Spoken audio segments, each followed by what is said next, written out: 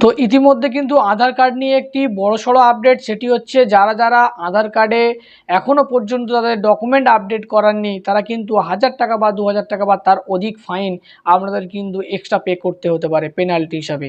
কথাটি কেন বলছি, কেন্দ্র সরকার অফিসিয়াল ওয়েবসাইট আধার কার্ডের কিন্তু বারবার ডেডলাইন দিচ্ছে যে আপনি কিন্তু এখনও ফ্রি অফ কস্ট আপনার আধার কার্ডের সঙ্গে ডকুমেন্ট আপডেটটি করিয়ে নিতে পারেন। তো ডকুমেন্ট আপডেটটি কী? ডকুমেন্ট মানে হচ্ছে আপনার আধার কার্ডটা মনে করুন 10 বছরের পুরাতন, তো আপনার কোনো সমস্যা হয়নি, সেজন্য আপনি আপনার আধার কার্ডটি কারেকশান বা কিছু করাননি। তো এবার প্রশ্ন হচ্ছে কেন্দ্র সরকার আপনার দিয়ে চাইছে যে আপনি যে আধার কার্ডটি আছে তাতে কোনো আপনার আইডেন্টিক্যাল ডকুমেন্ট কিন্তু আপলোড করুন।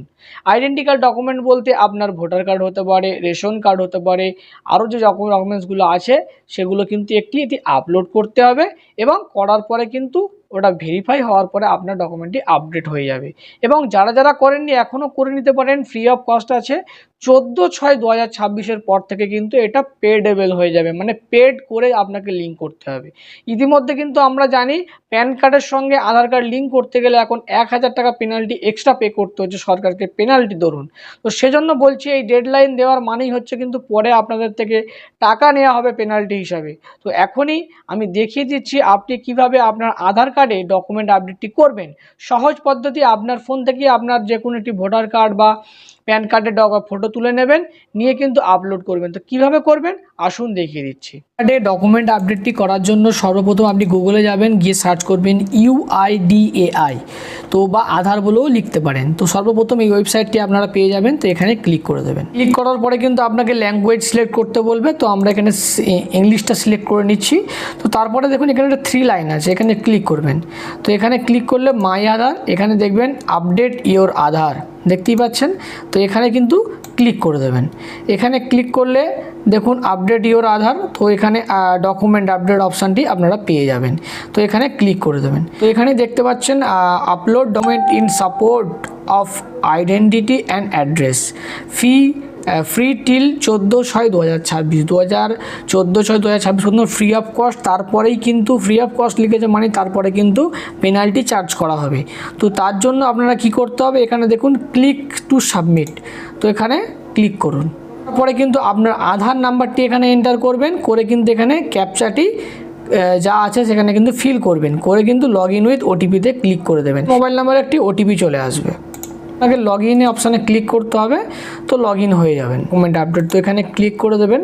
তো এখানে ক্লিক করার পরে দেখুন এখানে দিয়ে দিয়েছে যে ডকুমেন্ট রিকোয়ার্ড, মানে কি ডকুমেন্ট লাগবে। এখানে বলেছে upload the latest proof of identity, proof of address document, মানে প্রুফ অফ আইডেন্টিটি আর প্রুফ অফ অ্যাড্রেস, মানে দুটি ডকুমেন্টস কিন্তু আপনাদেরকে আপলোড করতে হবে। একটি ডকুমেন্টসও আপনারা করে দিতে পারেন যদি সেই লিস্টে শো করে। তো প্রসেসিং ফি এখানে কিন্তু this service is free of cost till 14/6/2026 এবং প্রসেসিং টাইম সেটা ইউজুয়ালি কমপ্লিটেড 30 দিনের মধ্যে কিন্তু নর্মালি সময় লাগে। এখানে verifying demographic details, upload proof of identity and proof of address, মানে যে ডকুমেন্টটি আপলোড করছেন দুটো ডকুমেন্ট আপলোড করবেন, ভেরিফাই ডকুমেন্ট, তারপরে কমপ্লিট রিকোয়েস্ট।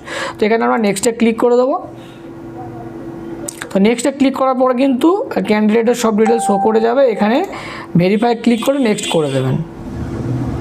তো নেক্সট করার পরে কিন্তু আপনাকে ডকুমেন্ট এখানে দেখুন please upload proof of identity, তো প্রুফ অফ আইডেন্টিটি এখানে দেখুন ক্লিক করবেন, করলে কিন্তু আপনার সামনে পুরো লিস্ট চলে আসবে। ড্রাইভিং লাইসেন্স, ইন্ডিয়ান পাসপোর্ট, যাদের ক্ষেত্রে পাসপোর্ট আছে পাসপোর্ট দিয়ে দেবেন, ঠিক আছে। সামনের পেজ এবং লাস্টের পেজকে পিডিএফ করে দিয়ে দেবেন। পিডিএফ করার জন্য কিন্তু হোয়াটসঅ্যাপে গিয়ে ওখান থেকে স্ক্যান অপশানে করলে ডাইরেক্ট পিডিএফ হয়ে যায়। যদি না জেনে থাকেন আমাদের ভিডিওটি দেখে নেবেন, প্রোফাইলে আছে। তো এখানে দেখুন ভোটার বা আইডেন্টি কার্ড, এটাই সবচেয়ে সহজ জিনিস। তো এখানে আমরা ক্লিক করে দিচ্ছি, এখানে অ্যাকসেপ্টে ক্লিক করে দিচ্ছি। এখানে কিন্তু ডকুমেন্টটি ক্লিক করে আপলোড করতে হবে।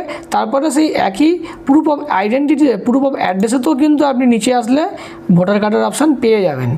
একটু নিচে আসছি, তো এখানে দেখুন ভোটার আইডেন্টি, তাহলে আপনি একটি ডকুমেন্টেই কিন্তু প্রুফ অফ অ্যাড্রেস এবং প্রুফ অফ আইডেন্টি দুটোই হয়ে যাচ্ছে।